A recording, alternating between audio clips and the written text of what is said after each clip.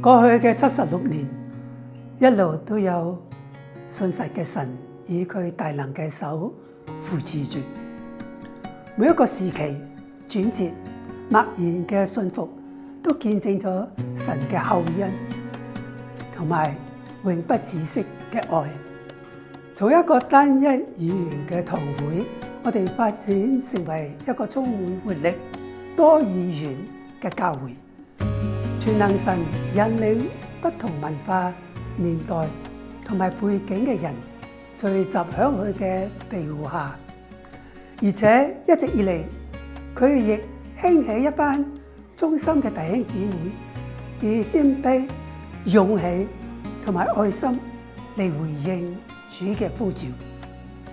多年嚟，主將佢嘅羊群託付於具有牧人胸襟嘅牧者，不但與會眾同行，堅固佢哋嘅信心，同埋以真理教導，促進各年代嘅會眾靈命成長，甚至胸懷普世宣教。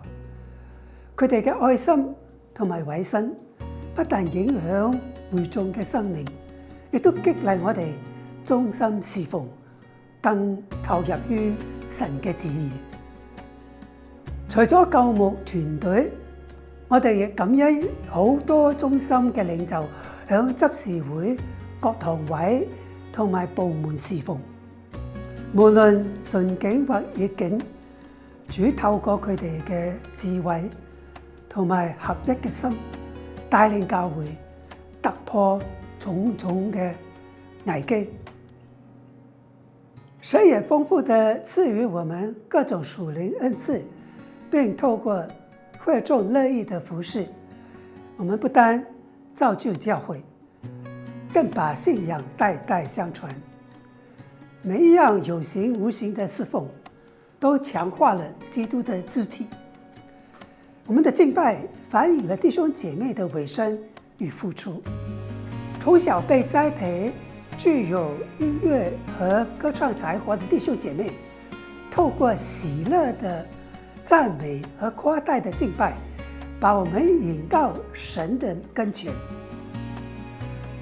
跨年齡層、不同背景的會眾，促使我們以更豐富及多元化的敬拜方式來榮耀神。教導神的話語仍然處於教會的焦點。